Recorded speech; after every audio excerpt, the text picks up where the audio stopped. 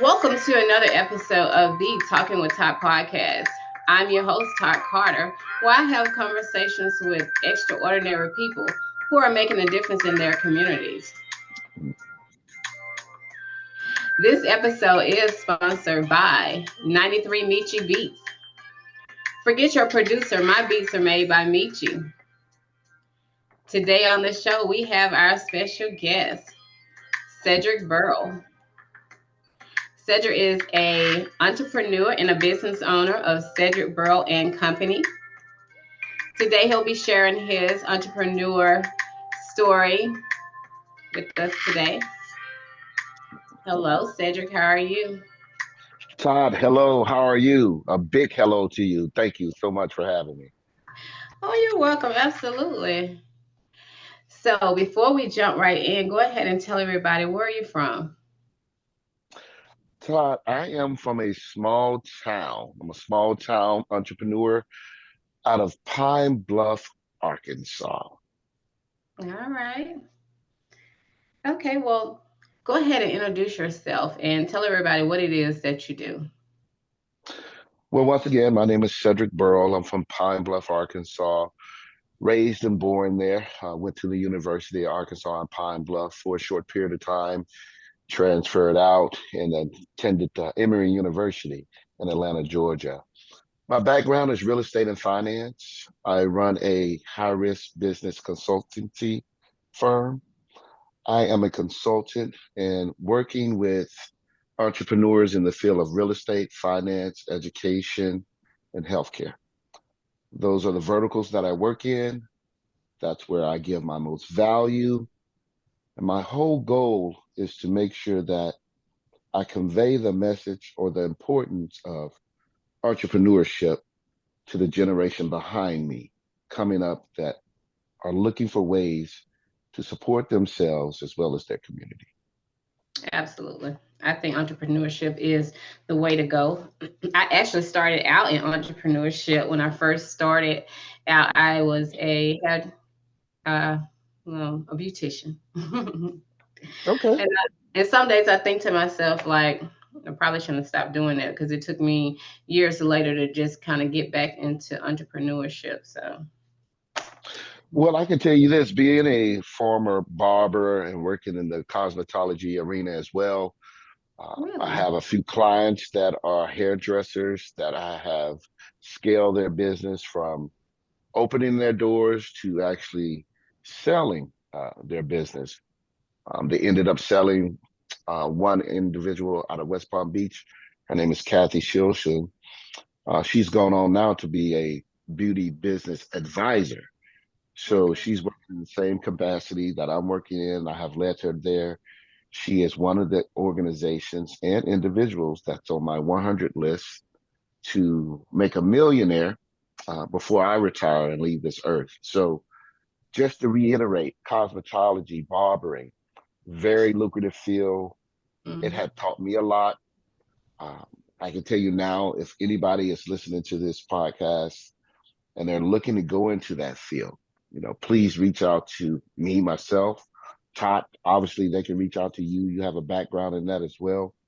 But I really, really think that if they're looking to make a career in barbering and beauty in that industry, if we give them the guidance they need, they could end up making seven figures in less than 3 years. So oh, wow. I really have a background and an interest in individuals that want to go that way.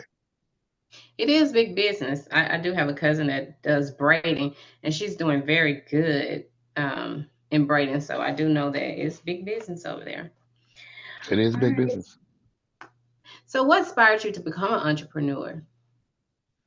Oh, I'm second generation banking. My father was in banking at Simmons First National Bank in Pine Bluff, Arkansas, and he would come home with the stories of personal credit, business credit, making sure that you paid your bills on time, things of that nature. But he also harped on getting the check first. If you don't control the monies coming into your household, somebody else controls the money. So Right. if you want to be able to do what you want to do when you want to do it, you need to try to make sure that you are controlling the money or the revenue that you're owning or that you're working for. In other words, it's okay to work for someone, but at the end of the day, they get that check first, then they pay you. Right. You want to be them. You want to switch seats. You want to learn all you can learn where you're working. But at the Mhm. end of the day, you want to take those lessons and start your own business, jump out here into entrepreneurship and scale that business so you can have something that works for you. Absolutely. I think when you're working for yourself, and I was talking to another entrepreneur, you go harder and it doesn't seem like work because you're working for yourself. And so I'll find myself sometime up late at night, whether I am working on, who I'm going to schedule or just doing whatever. And it doesn't seem like work because I'm doing it for myself. So I like that as well. I think we all will go harder for ourselves as we do on other jobs, because when you're doing it for you, that's the best thing. Yeah, when you're doing it for you, that is the best thing, Todd. But the what people have to realize, you asked me what made me start off and get into entrepreneurship and why did I start, this business. It was to help individuals really realize who they were and what they wanted to do, what they wanted to wake up in the morning and do. It's one thing to go to work for a large corporation and get a paycheck, but then you're not happy. Right. Okay. So once you can control your destiny and know, hey, I want to get up in the morning and I want to be a plumber. I want to be a hairstylist. I want to be an engineer. I want to be a physician. When you get up in the morning and you know that's what you want to do, you have a better chance at doing it because it's something that's in you. It's part of your human design. It was the way you were created. So once you tap into that and then you mold that into your own business, it's all about using the right principles at that point. So have you ever had a 9 to 5? Yes, I've had a 9 to 5 ever since I was a kid. I started working at 14 years old, even before that. But with that being said, throwing papers, mowing lawns, washing windows. That's how I started out, delivering encyclopedias. Those were the things that in my household I had to do as a young male. Those were the lessons that molded me to continue with entrepreneurship while I went through my education and adversity out here in the world that we're living in today. So those were the things that shaped me. Yes, I have had jobs. I've gone on to work with in the bail bonding industry. I've done that in the legal industry, paralegal studies. I've done that. Physical therapy. I've worked with some hospitals. So everything that I'm doing now spawned from those jobs that I had in the past. Okay. Hmm. Interesting. Okay. So why did you start Cedric Burl and Company? Oh, that's easy. I wanted to see 100 people like me making $1 million, and we all collectively work together so we could have some power. We could have some control over the things that happen in our circle. At the end of the day, to make real money, to gain real wealth, it cannot be done as an individual. You have to have a group. You have to have a team. You have to have Absolutely. individuals with the same like mind, moving forward at the same pace to make these things happen for yourself. So that's the reason I started Cedric Burl and Company, hence the name Cedric Burl and Company. It's all about the company you keep. So make sure you keep in good company while you're pushing forward in your endeavors. Absolutely. You're so right about that. I saw somewhere where it was like you have to create a team. You have to see, who are you working with and who does what on your team. And so that's one of the things that I did write down for myself, even with the podcast. Just some of my friends and other podcasters that within the team that we kind of bounce off of each other with ideas, and we also partner together to do projects. So you're absolutely right about having a team of people that you can rely on and that have the same mindset to do what it is that you do, and just to venture out on some other things too. I definitely have that. What strategies do you attract how do you attract new customers and retain existing customers? attracting new customers. I have a background in marketing as well. That's really how I started out online. It was in the marketing category, building websites, making sure I was visible. But that came from being a natural networker. I would network, I would go to events, social events, church events, business events, expos. That's where I did my party. It's one thing to go to the club at night. I tell a lot of people that's great, but to be able to try to talk over the music, those were challenges. So what I found myself doing in my continuing education of being an entrepreneur and getting my business out there was the networking. Making sure I took advantage of the networking, make sure that once or twice a month I was going to an event locally as well as out of town, Right. um, making sure I was in different communities, networking with different people. That's how I built my business. Those are the things that I do. Absolutely. I do the same. I'm in so many groups and things like that. And that's how I get all my guests. Like I'm ahead of guests just because I network so hard and get people that wants to come on my show and things like that. So absolutely. I think sometimes people don't understand that they have to network. I think they think that when they have a good product or good content that they can just put it out there and that people are going to, look at it. Whether you have good content or not, you still have to figure out how to market yourself. And that's one of the things that I'm doing now because I feel like I have good content because I have good guests on, but I still have to get those numbers up by figuring out how to market it better.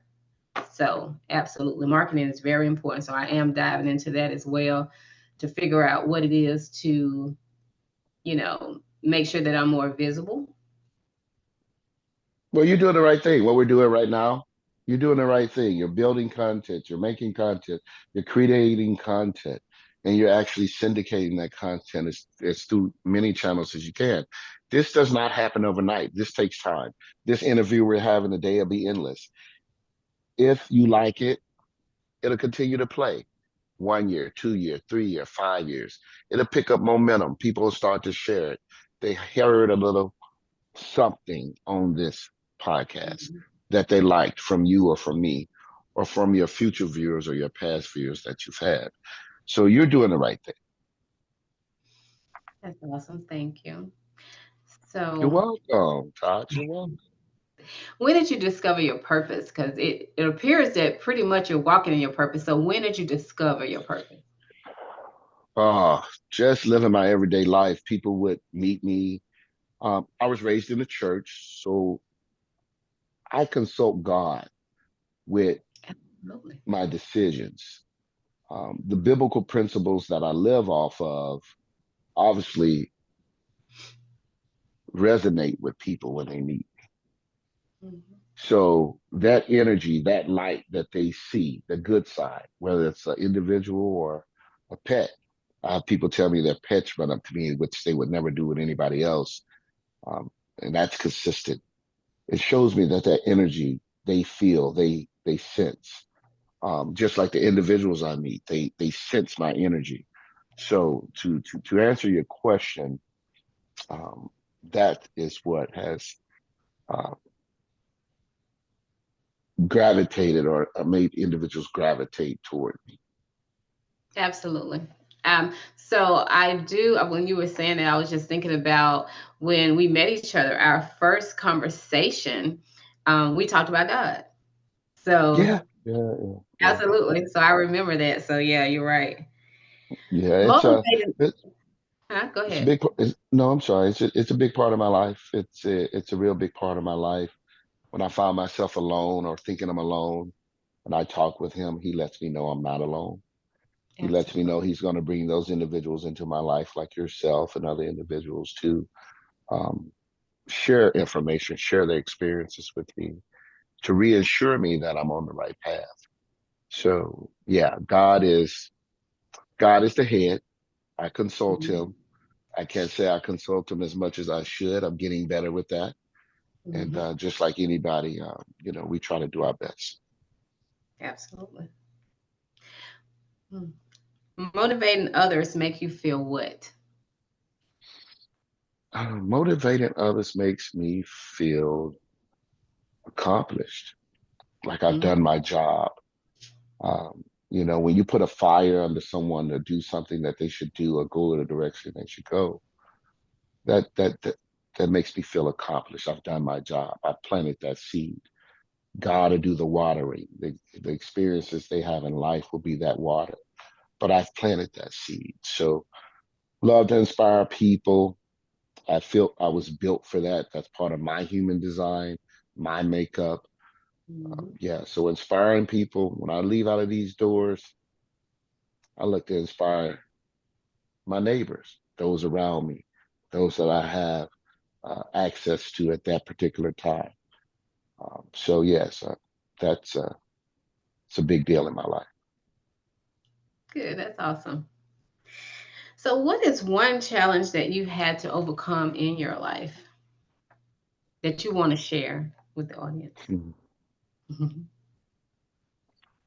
Just making sure that my discernment compass was accurate, making sure that I allowed the right people in my circle for the right reasons at the right time. So that's one of the challenges that I've had because I love everybody and I want to see everybody do good and be on good mode. I want everybody's channel to be good. I want everybody's frequency to be good. I want everybody's attitude to be good, so we can all enjoy life at its abundance, at its most high. Um, but that's not always the situation. You run in people that are down, they're low, and this is where God has me try to make sure that I inspire and lift them up. So it's been a challenge. I've gotten here as a protector and a fixer, trying to Mm-hmm. fix situations that I should just plant seeds and let go. So that's my challenge. Mm-hmm. Sometimes I hang around and try to do God's job. It's not my job to fix, Right. okay? It's my job to inspire, to plant seeds, and God will, with people's experience, grow them into what they need to be. So that has been my challenge, just making sure I pull away in the right time. And why do you think you do that? Oh man, my life has had its challenges. I grew up. If you see the pictures on the wall behind me, my step parents who uh, raised me, adopted me at the age of 2 years old. My mother was taken away from me. She was shot and killed by a jealous man that said if he couldn't have her, nobody would. I was a young, I was 2 years old at the time, and this family adopted me, and they took me in. They raised me. They uh, educated me under godly principles and make sure that I use those principles throughout my life. They raised me in a way to go, which was scripture. Uh, so hopefully, to answer your question the right way. When you were saying that, though, I tend to do that as well. It's like I'll stay communicating with a person way too long because I'll still be looking for the good, which, they'll still have good in them, but I am still struggling on how to, when it comes to certain people, not everybody, but just certain people, I'm still trying to figure out how to just realize it is what it is and just cut it and move on. No matter what good you see in a person, sometimes it's just like you said, it's not like I'm not their fixer. That's God's job. It's more or less like I came into their life for a reason, and also they came into my life for a reason, and for whatever reason I got to figure out how to just move on from that, you know. Yeah, absolutely, absolutely. We just have to figure out how to move on. We have to be able to recognize it, take the time to make sure we're trying to recognize it and not just letting it go by, asking the question, what does that mean? What are you trying to say? What are you trying to do? And once we take that information and process it, and we talk back and forth with God, and He says, share this with them. And once we share it, it's our time to move on. Right. All right. So now it's our time for on a personal note. All Oh right. my God. We got to talk about me personally. Oh, well, here we Yeah, go. absolutely. You know the businessman, so yeah. Okay. Ah. All right. So for those listeners, female listeners, who Mhm. want to know your status, tell us your status, Mr. Burl. Oh, wow. Single man, 51 years old, heterosexual male, living under the Scorpio sign. Ooh, No Scorpio like my children. dad. Oh my goodness, I didn't Mhm. know that about you. Yeah, no children, no cat, no dog, no parakeet. It's just me, just single and taking care of a family, or families as I travel throughout the Southeast with my business. So I'm here in Arkansas now at the moment at my parents, one of my parents' homes, and managing that. Uh, I buried my mom a couple of years ago, and my father resides in a nursing home, suffering from Alzheimer's and dementia. So as a single man with no children, no kids, I've been given the responsibility and the opportunity to continue to take care of my parents as they took care of me. Okay. All right. Well, I'm gonna leave your personal alone, but I'll Yeah, come back to that. just, just, just, just, I'll come just, back just. to It's that not off. person. Look, Yeah, I'll come yeah. back to that off of the air, just me and you. Okay.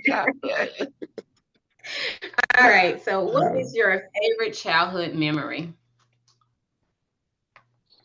Wow, favorite childhood memory? Hmm.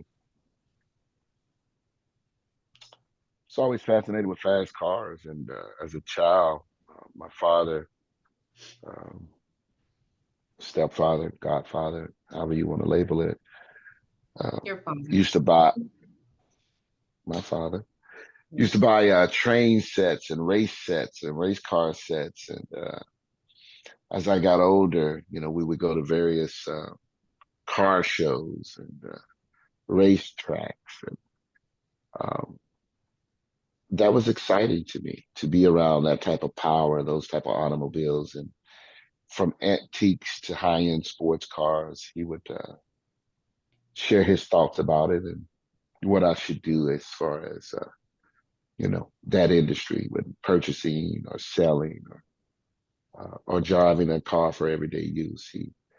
Yeah, that was his time to educate me on cars. So as a kid, growing up and understanding, vehicles from his perspective was very exciting for me.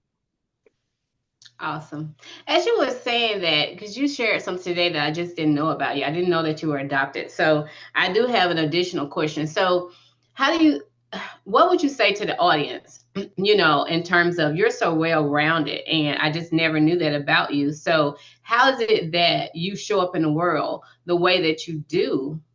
Because sometimes when people have, and one thing, let me just say this, and I probably have to cut this too, but you've always been so open and forthcoming with information with me. So, sometimes when people have a past like that, they just kind of like don't do that. So, how have you been able to just be as open as you are? Or is it just that you do it with some people?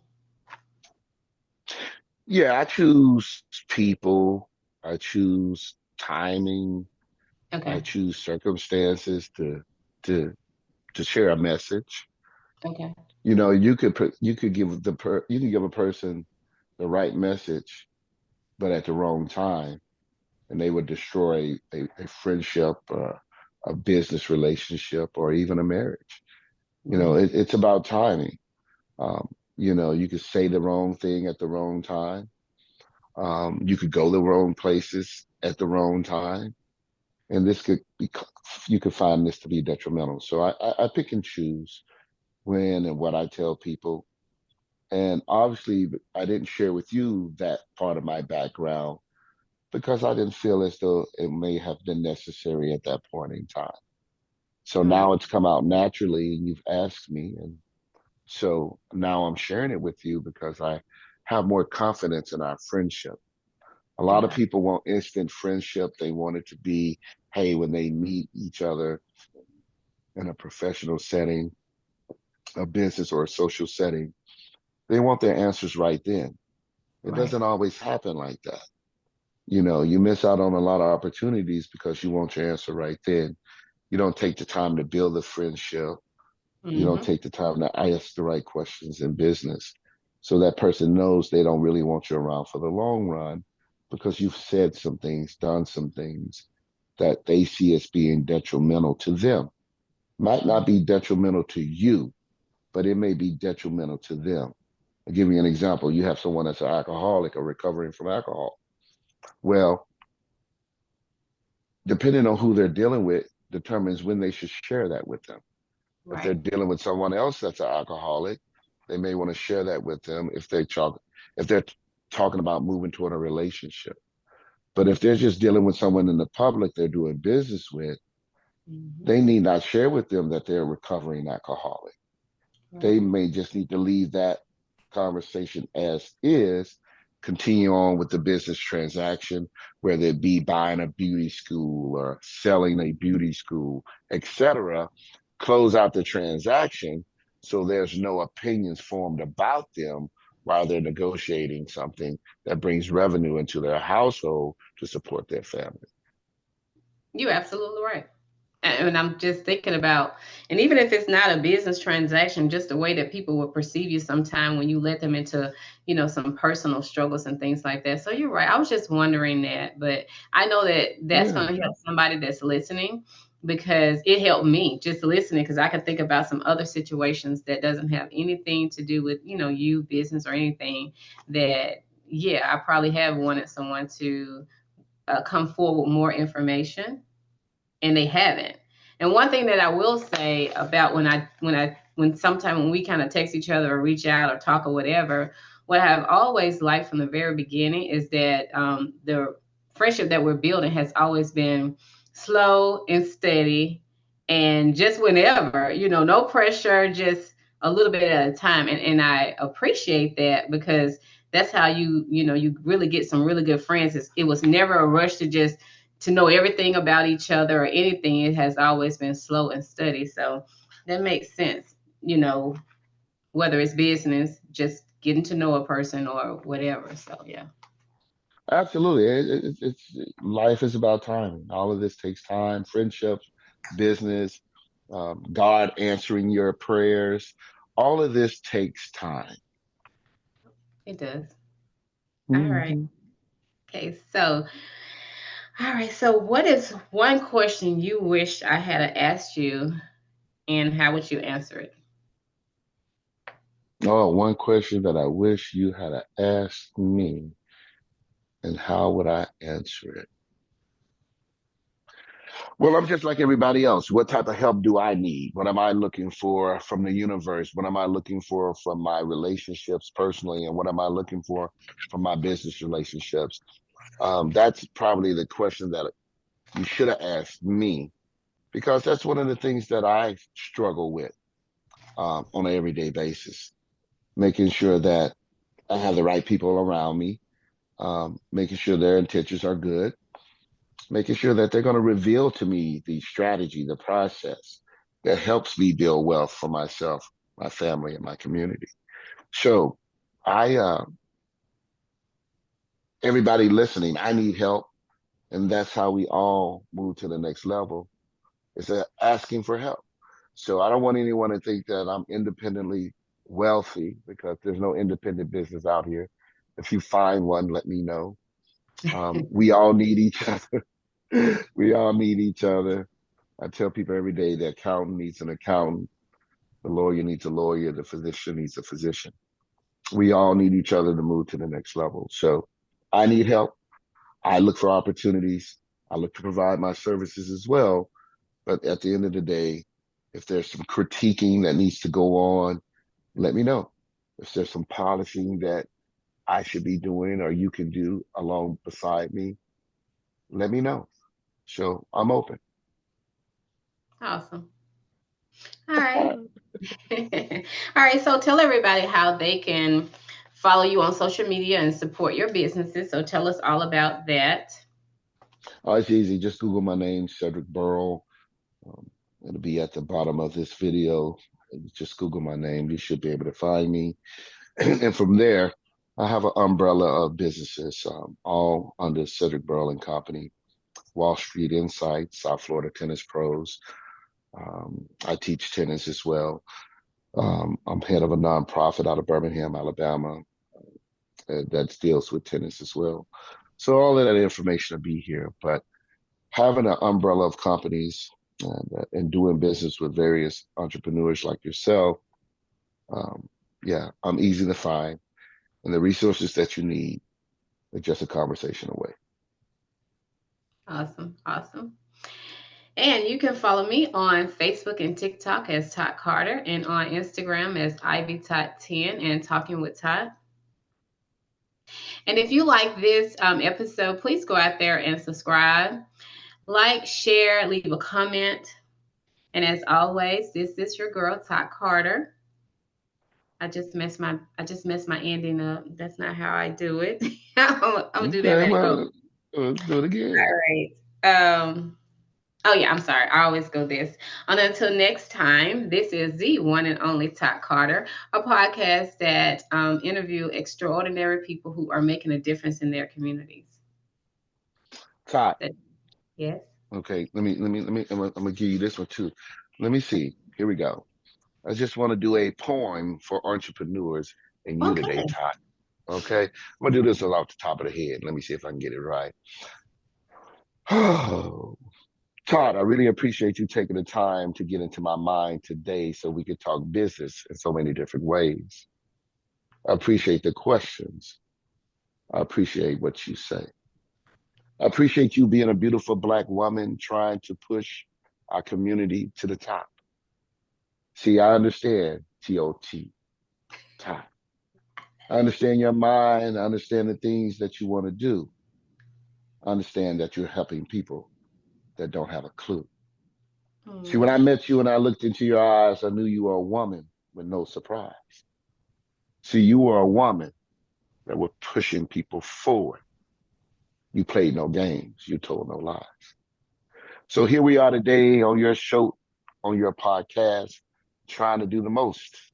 I won't continue to rhyme. I won't continue to boast. All I want to say is thank you, Ty, for doing the most. I love it. That's a good way to end. You so help. Oh, let's give them like that.